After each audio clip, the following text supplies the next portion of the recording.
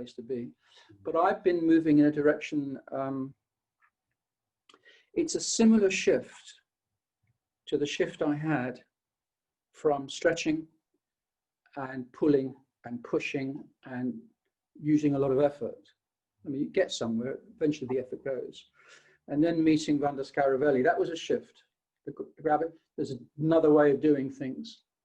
Since then, I've had another shift. And I haven't seen you for some time. I don't think we've had it.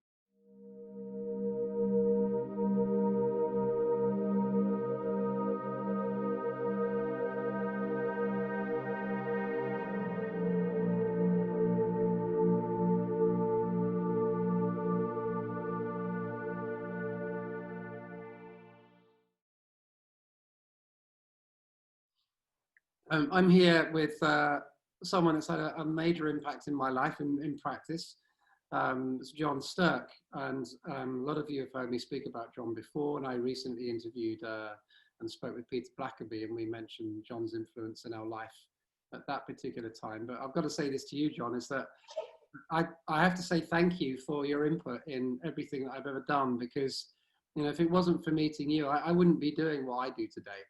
And you know, I mean that from the heart, because I think the first time I ever met you was at one of Pete Blackerby's workshops that he hosted in Stenning all those years ago, back in the sort of early 90s. And you were, I think, in the midst or towards the end of your time with working with Vanda Scaravelli. And I just remember coming out of that weekend in that village hall in Stenning and wondered what the hell had hit me, because I all of a sudden realized there was a completely different depth to my way of moving and what it meant to move with, say, the breath and the spine and so much more, that it left me spinning and bewildered and just hungry for more, really. And I think from that moment, it kind of changed the course of how I practiced and maybe a deeper understanding of what we were trying to get to. And the whole word yoga just meant something completely different to me. So I'd like to say welcome, John. And, you know, the question, as I've been mentioning to you just at the preamble here, is, you know, how did you, what got you so interested in this way of working, and where did the shift come from? Because I know you had originally trained with Iyengar, weren't you? No, I met, well, you mentioned Vanda Scaravelli. I met her in, I think, 89, 90. I only worked with her 6 times. I went to Italy and worked with her around about 6 times, 4 or 5 days at a time. So you had quite an intense input. I'm very impressed by her approach to the body work. Prior to that, I'd been doing yoga since 1974. Since I met Lolly, my wife was my first teacher, and was very interested in stretching in those days. And went through many, many, many years of that. And also spending time around R.D. Laing. That's where all the interest in our behavior and how we are came into it. And I found that when I met Vanda Scaravelli, that was her way of approaching the body and the breath and the gravity, if you like, was very conducive to particularly the gravity. Very useful for calming people down. I mean, it's something you can do anywhere, anytime. You can be somewhere and just notice how you are, and as you know, you just drop your weight, whatever we do in the practice, and you just suddenly become, your energy changes. So it takes all the energy from here down there. So that was very interesting. And as I said, that was around about 1990. And you say, a lot of people talk about this way of working, and it is a way of working, and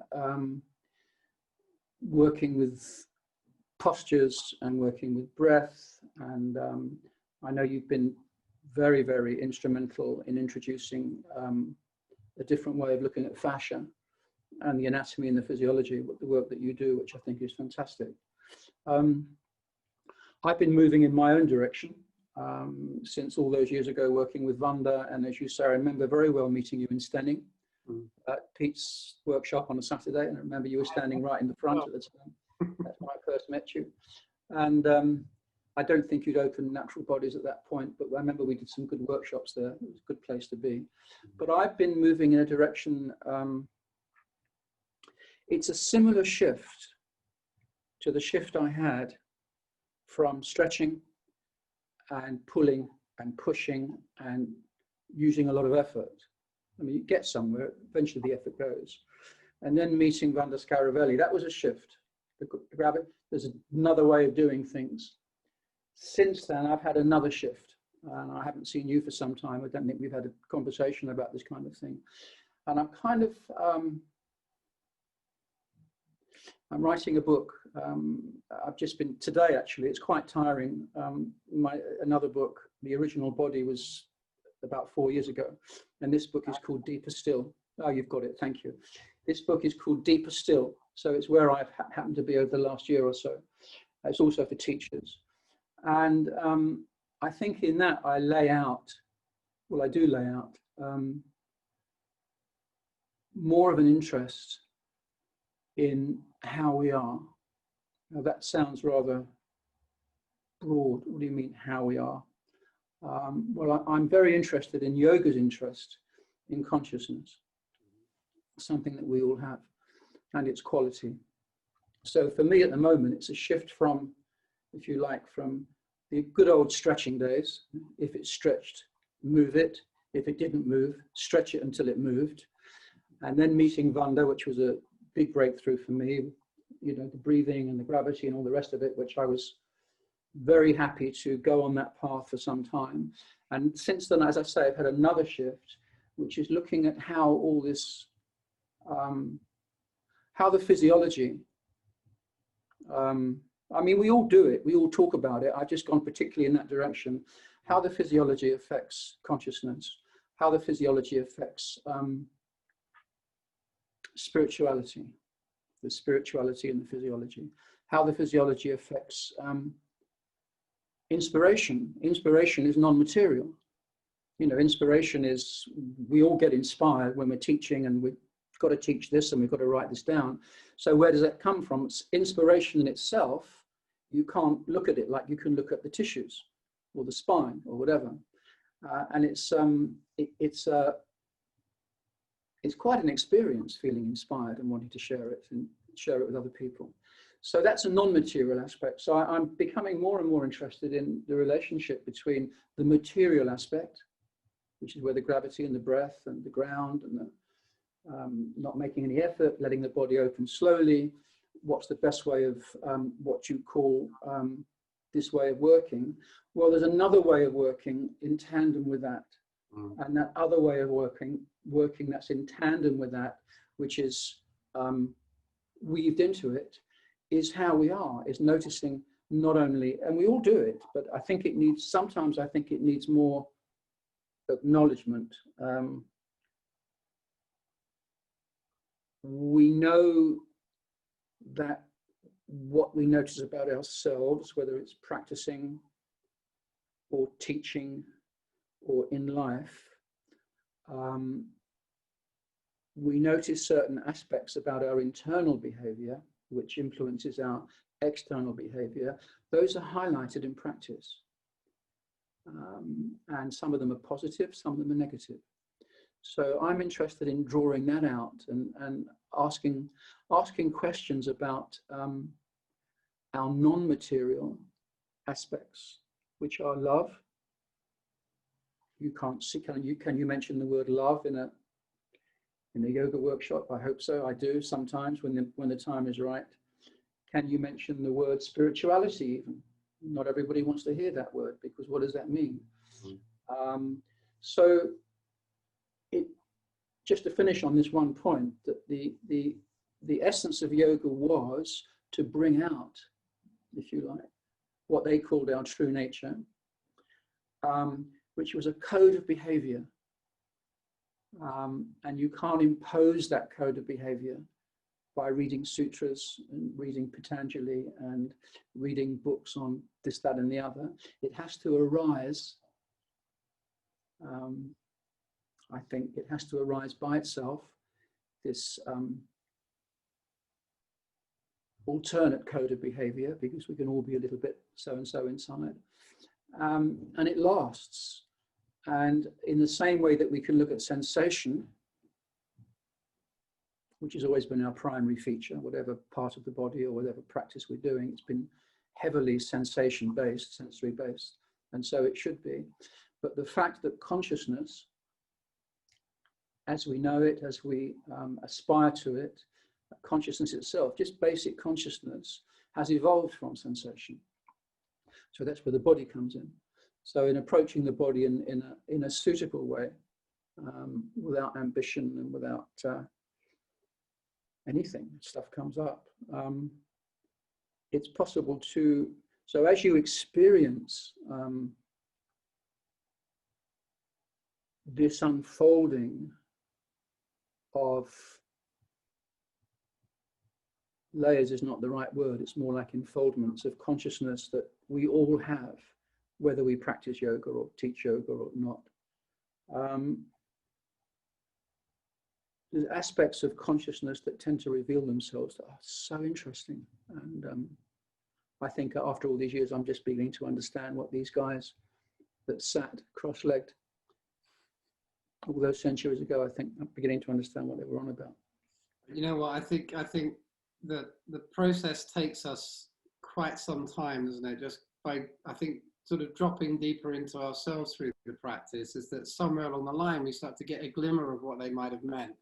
You know, that when I start to sort of read back into something that might have some sort of Indian philosophical base to it, all of a sudden when I've read it again, because my practice has changed so much, I've changed, I can start to understand what's been written, when a few years back that meant nothing to me at that time, you know. And it's somewhere in there I've been sort of dropping through myself, and you know, there's this moment that comes up and something occurs again, and it goes as quickly as it came. Yeah, on to that. well, it's, yeah, I know that's and my totally, and the way I like the way you put it, dropping down into yourself. It's because that's exactly how it feels, and it can be transient. Reading a book recently about Krishnamacharya's son, Desi Kachar, talking to a Freudian analyst. He was saying how his father, Krishnamacharya, used to tell him that it doesn't last very long. It lasts a very, very short time. But you learn so much from those few moments. So if we can be a bit hard on ourselves. So if we think, well, I should be like this for a half an hour, or I should be like this all week, or I should be like this in all of my relationships, I think we're giving ourselves a bit of a difficult time. But even though he said that, Krishnamacharya, I think there is a way of, I'm finding there are ways of enabling more blissful states to sustain themselves. And that's a practice. It's a continuum of moving out of the way, moving out of the way, moving out of the way. So I think when Krishnamacharya said that, he may have been having a bad week. I'm sure that he had much longer periods of bliss and understanding. And it's about understanding, really, more than bliss. It's about the nature of understanding and insight. I mean, I'll never forget this time, because there was, you know, in those earlier days, way back in the 90s, where, you know, you were exploring the way that you were working then, which again, like I said, was very profound for me, because there was almost a very kind of fluid quality to the way you were talking about it, and the way you were bringing the experience to the receiver, as it were. But there was a point where at that time you would talk about the space at the end of the exhale. And, you know, I hadn't spent any time in my life lingering with that space that much. And there was a point, and I'll never forget it, it's like it was yesterday to me, that all of a sudden I was lingering in that place at the end of the exhalation, and I had no idea how long I'd been there, and I wasn't breathing in. And then there was the sound of an in-breath coming, and I thought it was someone next to me breathing in, when I realized it was actually me doing it, and I was not consciously doing it anymore from my mind. It was, the body brought it back. But the space that I lived within, I could have been there, it felt like I could have been there hours, and it might have only been, what, I don't know, 45 seconds or so. Timeless. You know, and there's Fabulous place. Yeah. That space at the end of the exhalation where you're literally doing absolutely nothing. Yeah. I think that's where the soul resets itself, because it gets very distracted, the soul. I think it's the most wonderful place that you're describing. It's a great experience that you had. It seems to me now that what's happened is that, you know, from the way you're describing it, and I sat in very briefly just during this lockdown period on one of the sessions you did, I think, for Tri Yoga, and it appears now that you're kind of living in that space. You know, your practice has occurred there, and that's now created this sort of timeless element to it. And there's so much to be discovered there. You know, I realized very quickly that I can't hold on to that space, because the moment I do, it will go as quick as it came. Can I allow it to be whatever it is? And then other things happen. And they can't be described. That's the beauty of it, you know. And I know you know this, and, you know, as much as I went down the interest in the anatomical route and the fascial route, is that the anatomy just serves to get in the way, because we try and language it and describe it a certain way, and then that becomes limiting. It gets in the way if you think about it. Totally. So we have to throw that stuff away. But you need it. It's a fabulous door. I mean, you know that. And the anatomy is the anatomy in the physical practice is the door. It's the gateway to something. And they've been saying that for centuries. Yeah. You know, so get rid of all those patterns of tension in your body, open up the body, learn how to breathe, find the space at the end of the exhalation, as you say. And then if that space opens you to what is, Krishnamurti talks about what is. Mm. So he's always in his lectures and everything. What is? Well, what is? What is? It's a good way to start a workshop. Write it on the blackboard. What is? What is? Well, as far as I can see, that the nature of what is to be totally undisturbed by oneself, and to have that lucidity and presence, where and I mean the phrase "in the moment" and being present has been so used so much we can't even hear it anymore. But it is that, and it's a continuation of that, really.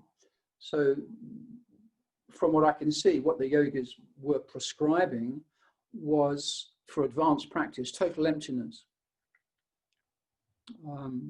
And it may start with a physical sensation. It may start with what we've started working with for years now. It may start with the emptiness of tissues, with a space within tissues, space between the cells. Mm. So as you feel space between the cells, consciousness or conscious awareness picks that up and learns from that. And once you realize how you interfere, how we all interfere with the space in the body, can't wait to get on to the next thing. Should I do the other side? I've been here too long. If you're teaching, are they getting bored? Let's do this. So instead of filling ourselves up, and it's all good stuff, we need our tools of the trade, but instead of filling ourselves up, as it comes up, empty it out, empty it out. And then you think about emptying out. So as you say to yourself, I am now emptying out, it's no difference to anything else. It's the same thought. So now you have to transcend, I'm now emptying out. And then you get to that point. So when you, here's the point. Good conversation. So we must do this more often. So when you get to the space that you mentioned, at the end of the exhalation, and you find that transcendent place that you want to almost live in, that you want to stay in, learn so much from that. It's the same with the non-material. When you get to the end of activity in the mind, when you get to the end of the conditioned ego, when you get right to the end of it and you're working through that, it's the same way as you're working through your tissues, and they are connected. When you get to the end, when it runs itself out, when you watch it and give it space, like the breath, and watch it, and what's at the end of that? Nothing. Pure consciousness. So there's parallels there, you know, totally. Absolutely. Absolutely. Good stuff. I mean, very good stuff. It is, and it's you know, I'm sort of thinking right now is that, you know, as we're talking, is that what the hell do we say next to that? Because there's nothing there. There's nothing to say about it other than the experience of that. Yeah. You know, it is such a you know, from there, I always find that there's a point where whatever it is in terms of practice, whichever way that we move, is a place that we're almost dancing on. You know, it's kind of moving us like wind. Sorry? We're almost dancing on that space. You know, it's a bit like wind moving a leaf. You know, you're just carried by that. You don't have to worry about how you move anymore. Everything's set up to move, or not. Excuse me, that's my phone going. I wasn't expecting anybody to phone. It's somebody coming from the Middle Ages in India is phoning us up to see how we're doing. Yeah, Sorry, Lolly answered it. Exactly. And well, dancing on, did you say dancing on space? Yeah, I mean, it's like that space occurs. All of a sudden, there's a place that we can go or not if we choose to. So it feels like you can dance in and out of it. Yeah, definitely. Yeah. The other side of that is that the space in itself is a movement. Mm. And some people say it's, you know, people like to use the word timeless. You get into that timeless space that we've been talking about. But it may be timeless, but there is time.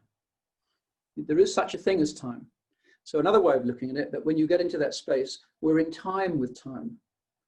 And that being in time with time, or timelessness, we're not talking about chronological time in a sense, is a very, very, very smooth, placid, constant movement of consciousness. And in the same way that you can surf, you've just moved back to Brighton, I know there's not very much surfing there, but in the same way that you can surf,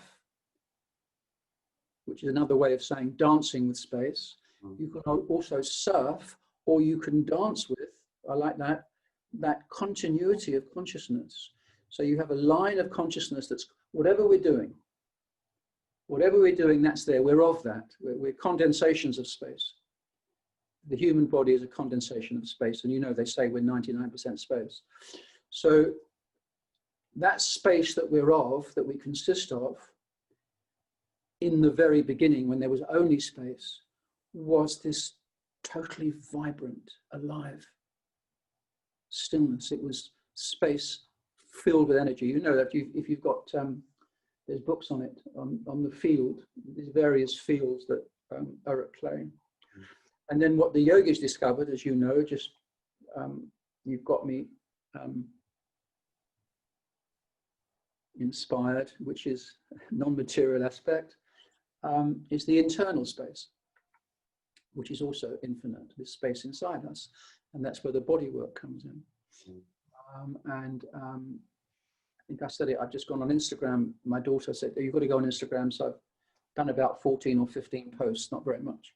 I'm quite enjoying it actually, but on the recent one, just talking about everything that we are, our behavior, our postures, our breathing practices, our understanding, our insights, our relationships, our fears, our anxieties, our emotions, our mental activity, our intellect, everything that we are, our total sense of self is organized around empty space.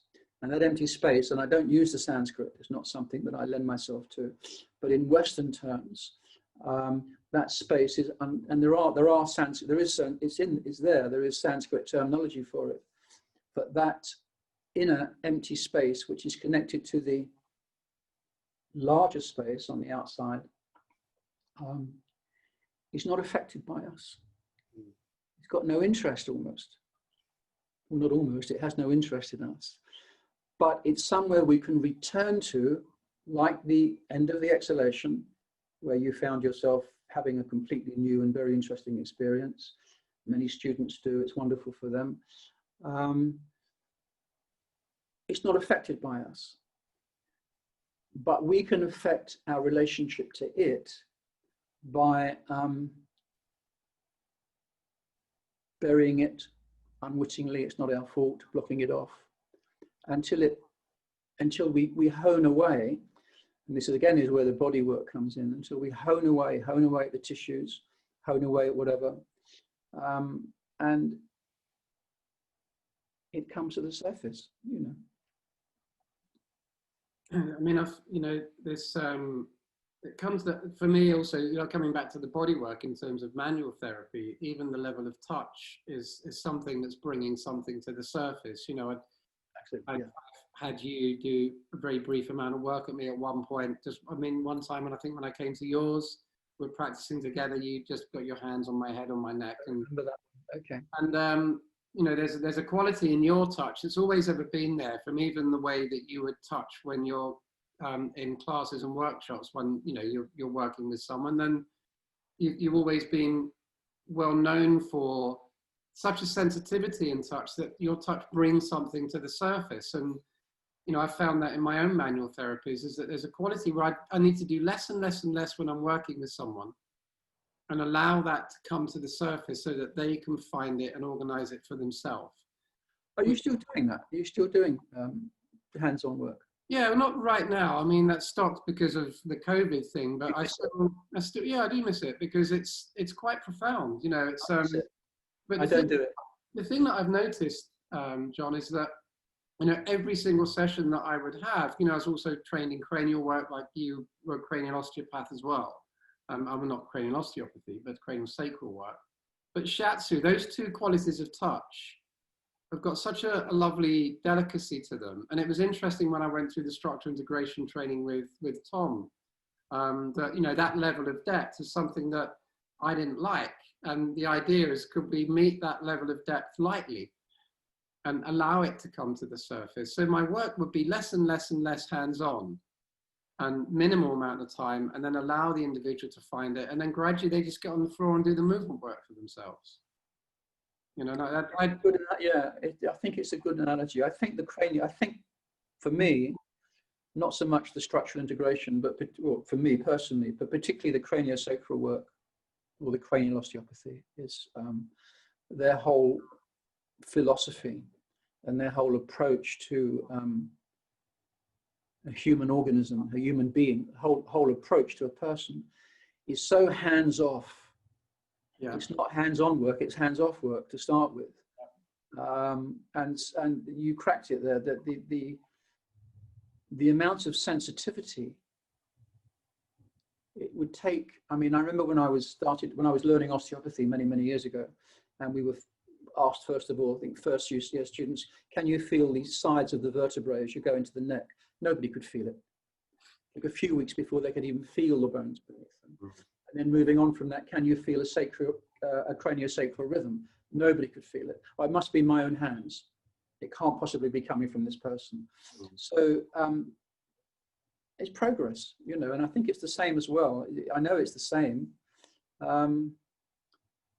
with the yoga practices, if we call it yoga, that we do. And it's also the same, coming back to what I was referring to just now. It's the same, exactly the same. If there's a philosophy to it, when the mind is watching consciousness, or the mind is watching the ego and consciousness is actually watching the mind, because you can't go in there like a structural osteopath bashing away at the hips or the facet joints of the spine. You know, you can only go in there by acknowledging that it has a presence, exactly the same as what you're saying. Mind watching one's own conditioning, consciousness watching the mind, it's heady stuff. Well, that's where it is, watching the conditioning, and from what I think, from my own personal experience in my own practice and my teaching, and from what I've read people have said over the centuries, that there's nothing you can do about it. You can't do it, and there's nothing you can do about it except, well, there is something you can do about it, except be present with it. Somebody asked me, she was writing a book, and it was a part of a book, and she was the osteopath writing, and she said to me, I have to write down for this book. They've asked me, what do I think the most important thing that you need in the practice of osteopathy? So straight away I understood that, and I think she was looking for, should I know spinal curves? Should I know biomechanics? Should I know the minutiae of fascia? Should I know to take a good case history? So, and she'd probably done all that, and great, it's important. But no, the most important thing, that aside, is to be present. As an osteopath, as an acupuncturist, as a psychotherapist particularly, as a craniosacral, as a yoga teacher, before you start. Yeah. And to continue and to keep that. And so to keep that presence in mind. And I think that has and this is why I was saying to you earlier with the online work, that you don't have so many tools at your disposal. You can't see people so well. If you're moving around a bit and you're moving too much, it's a little bit restrictive, but it's not restrictive. If you, as far as I can see, it's my experience, if one exercises presence, presence is a good exercise. What can you give me an exercise? Yeah, try exercising presence. It's very powerful. Exactly. Because it contains everything. Yeah. It's actually interesting with the online stuff because, you know, there's a screen full of people, you know, and one aspect of that is to at least bring a level of presence for them to be where they are right now with me in the room. You know, it's a 2D environment. You know, they've probably got me pinned on the screen, so I'm probably the bigger picture on their screen, but you know, my eyes are darting all over the place, and what I've got connected to my laptop here is a bigger screen behind it. So I'm not using it now because normally what people see me doing is that, because I'm looking up at the screen, but I can see whether someone's distracted by their cat or their dog or something, because you constantly see someone just constantly moving out of the screen all the time. And I want to grab hold of that box and just give it a little shake, you know, just move the cat out of the way. But you can't really, you know, at that point it's inappropriate to say too much because they're in their own home environment. So there's a whole different level, like you said, to the quality of teaching in this environment. All I can do is be present with myself and sometimes give it enough space. You know, there's a space between words, which you have so eloquently when you teach and talk, is that you allow enough space in the word. It's just like the space at the end of the exhale, where the individual allows the word to drop in. You know, and if that's something that can happen while we're doing it online, it just gives it enough room for them to find something in themselves again. I see a word as, I love words. If you teach, what we say is what else you're going to use, or you can look and all the rest of it, but I love words. Yeah. I see words as cores, a core of energy. And, you know, I mean, for me, teaching, I feel I stick my neck out continually because I try to teach where I'm coming from at that moment. And so I have to be very measured and considered in what I sense in myself to pass it on. Once a word is out there, it's gone. It's in the space between you and your students.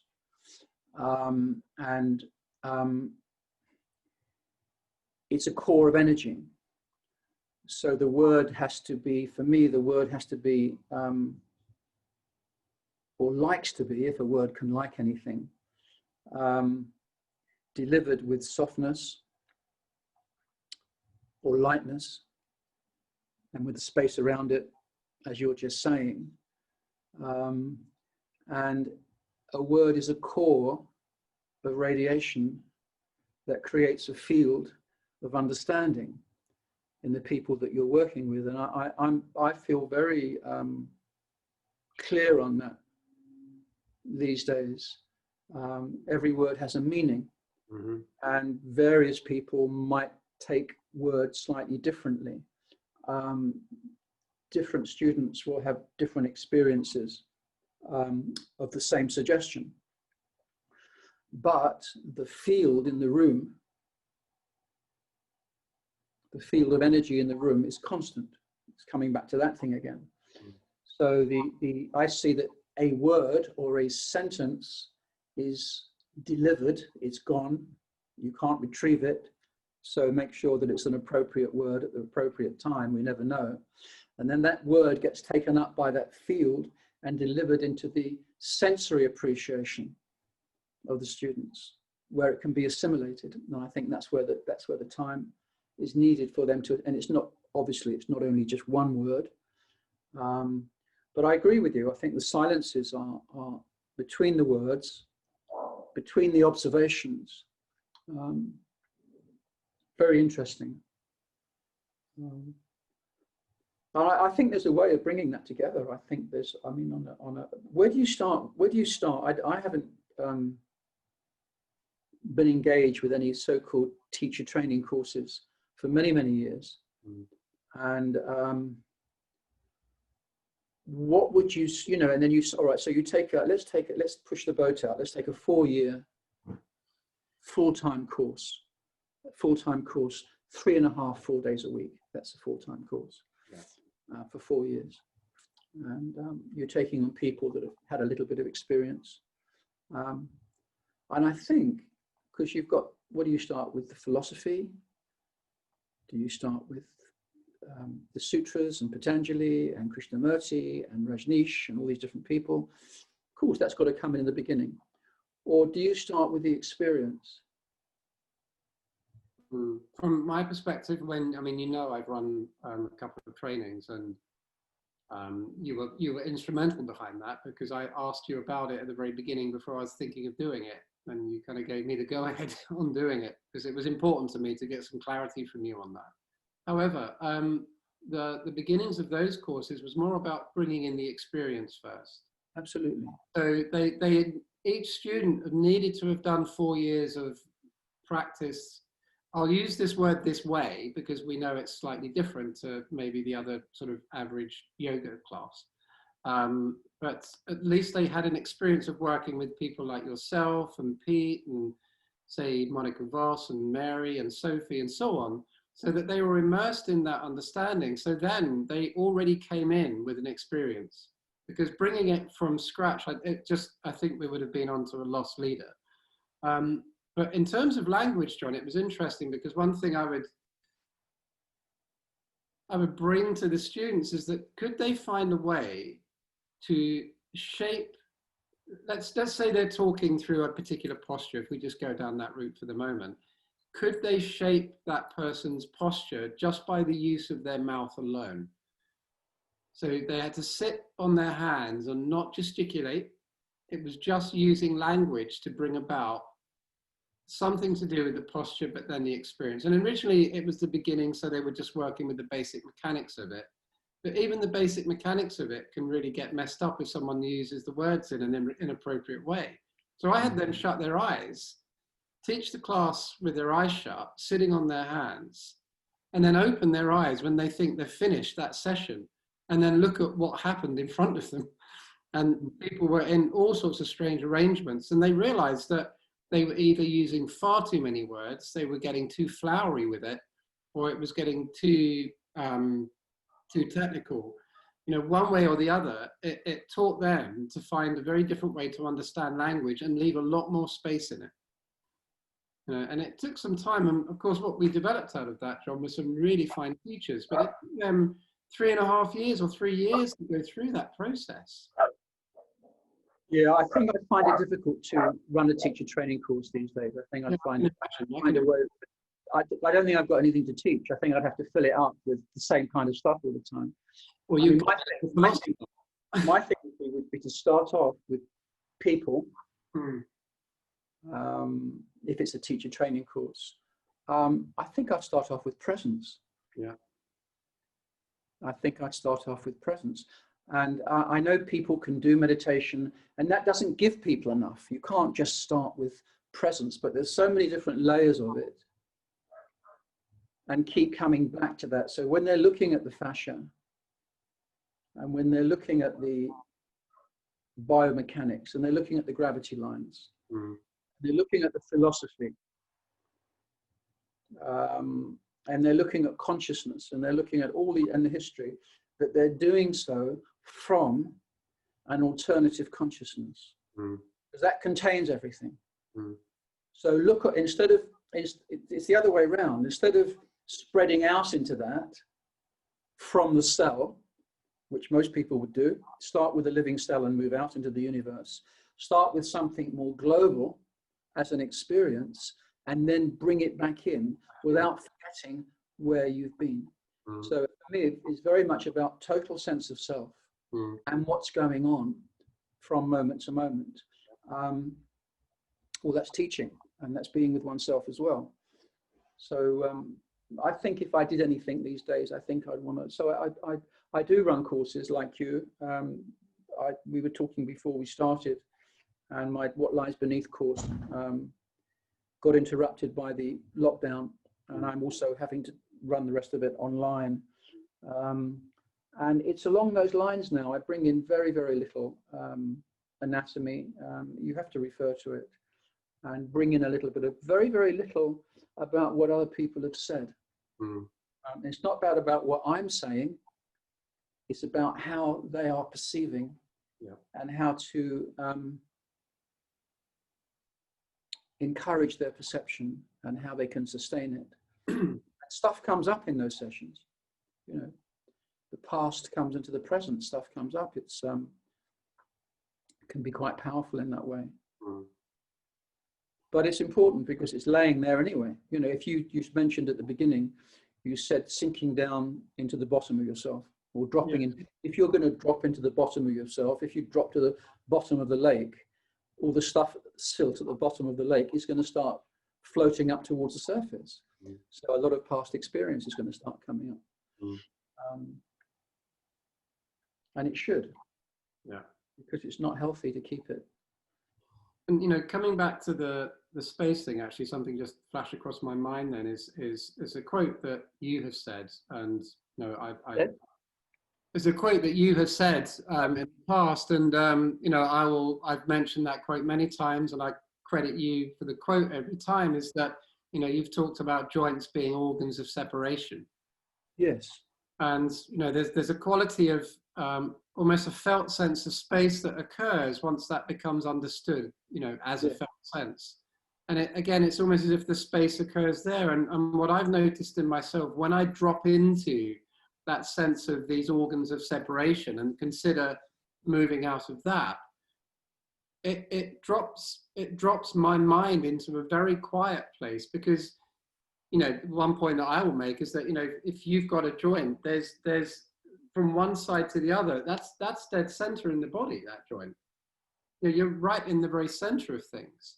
Absolutely. And it's a fluid space. Absolutely. Yeah. There's you've heard of Jaap van der Wal, haven't you? Who created I went to his lectures many years ago. Yeah. So Jaap, he, with his sort of understanding of joints, because Jaap's gone down a very different route now. You know, he's looking into the spirituality in the body by understanding the anatomy and trying to find spirit through that. But he was also talking about joints being a lifelong process of maintaining space, and he's likened them to organs as well. So he was talking about, you know, the hip joint being an organ that maintains movement. And then I was with an orthopedic surgeon, because, as you know, I do some dissections, and an orthopedic surgeon came along to one of our sessions, and he invited me and my colleague that runs the dissections to watch a couple of knee joint replacement surgeries. And he took us to one side in the operating theatre, and he said, listen, I've got this theory that the knee joint is an organ. And I sat back, and a big smile came over my face as I said to him, you're now the third person that's mentioned this. And, you know, I said, John Stirk, you know, he told him who you were, has mentioned this. Jaap van der Wal has mentioned it. And now another orthopedic surgeon has also said this. And it's quite exciting to hear that coming from these different dynamics. Yeah. Well, we are organisms. Yeah, exactly. You know, so every part of us is a little organ, a little satellite, if you like, of the main organ. Yeah. But we are, of course. Yeah, I love that about the knee. Yeah, I love the idea. Really, really wonderful. So, you know, it just had me jumping for joy. It's like, yes, exactly. I should have phoned you there and then, actually, but at that moment. But so, John, I just want to kind of go back to something here. Is that, you know, your introduction to Vanda? That's because a lot of people that, you know, I've spoken to over the years have been interested in her work, and some people are kind of newly turning to that work because there's younger yoga students coming through now, and they're beginning to hear about maybe the influence that Vanda has had. But there's not many people really that are teaching directly from Vanda's work anymore. I don't even know who would do, because it was, well, the only one person that could teach Vanda Scaravelli yoga would be her herself. Yeah. But, you know, how did you kind of bump into that work? What got you there? My disc. The disc. My L4, my L5S1 disc. Well, herniation. Very helpful disc then. It was a very helpful disc, and on the way out of it, it was a long story, but on the way out of it, on improving, and that was some years of stretching. I had a bad back to begin with, but then it got better from the stretching, and then it got worse. And then I met Mary Stewart, came to give classes at my flat in London for Lolly and I. And then through Mary, I met Sandra Sabatini, went to a workshop of hers, which I enjoyed very much. And then I went to work with her for a while, and she introduced me to Vanda Scaravelli. And that's how I met her. That's 30 years ago. Wow. That's quite some time now. And in the process of meeting her, I began to meet myself. So we all need something to help us to change direction, and I think Vanda was one of those people that was very useful in those days. I mean, what was it that captured your imagination with that then? I mean, what got you so interested? Because I remember you spoke to me a long time ago about this, it's a vague memory, I think, for me now, but I think at a point when you had mentioned about the disc injury that you were probably likely to turn away from yoga at that particular point, and then you met Sandra, I think, and I think it just took you down a different route. But what is it that captured you? The fact that you could go so deeply by doing so little. Yeah. Okay. That's that's the I know it affects obviously it affects how you are on all levels, as working with the body does. But I think that was my main attraction, particularly being an osteopath and being verging between structural osteopathy and the cranial stuff, which I was becoming more interested in. So it sort of came along at the right time. Yeah, sure. And that's what started me off. It was through that got me working in a certain way. But it was mainly body work. It was mainly very beautiful body orientated work. So if anything's going to take you in another direction, if body work's going to take you in another direction, then probably that's the best introduction to that kind of stuff. It was for me at the time, but as I say, it was a long time ago, Gary. It was a turning point. It was a turning point. But you know, the major turning points, anyway, you were going to say something. Go on, the major turning points. The major turning points come from one's own, normally come to you when you're on your own or even in a class. And one of the things that I'm particularly interested in as well currently is the nature of insight, which is also, I'm very interested in the non-material, as I've said a couple of times. And wisdom, insight, and understanding all come from the same family. And the wisdom is about nothing in particular. It's not related to necessarily to life experience, although it may be a part of it. The wisdom is wisdom as a condition of being. Insight or insightfulness as a condition of being. An understanding about nothing in particular as a condition of being.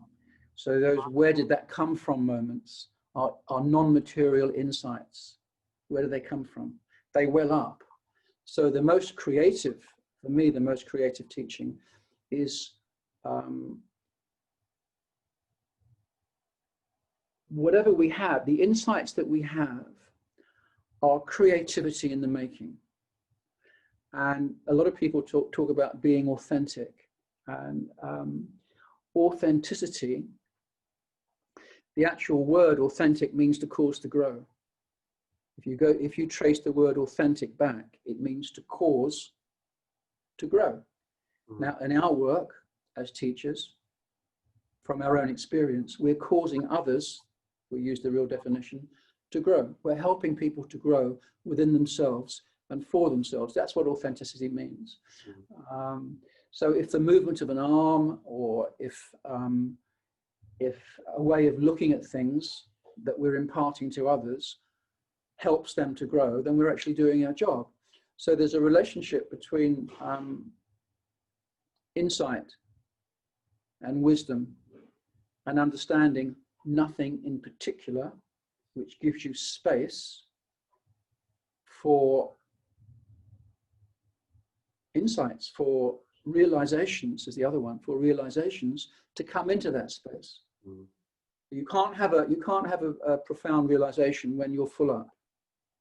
You can have an idea, but you can't have a profound realization. So it's coming back to emptiness again.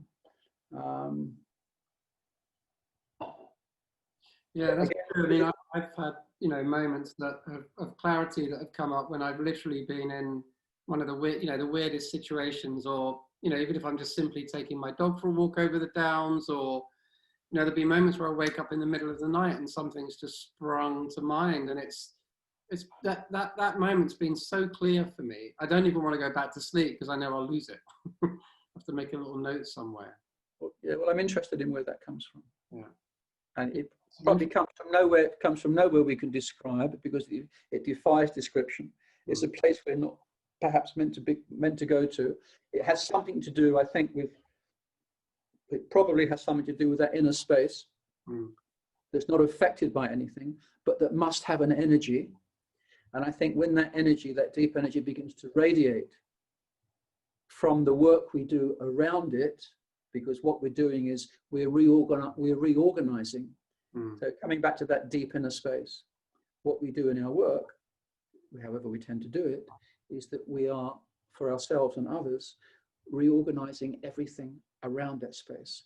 Our behavior, our tissues, our yoga postures, our way of being, our emotions, everything.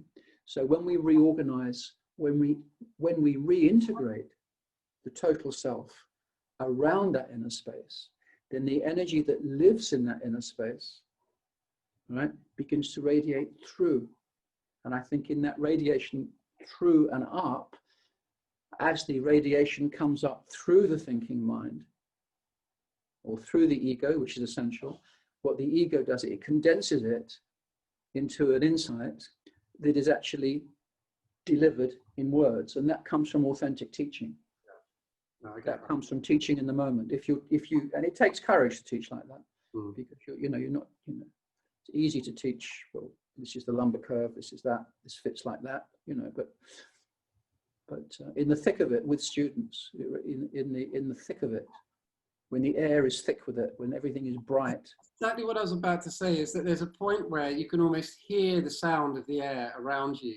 Yes. You know you're in some sort of space, because then afterward, I've been teaching like that, I've even forgotten what I've said. I don't even know where that came from. Right. And I've said this to you many times in the past. I said, John, do you remember saying such and such?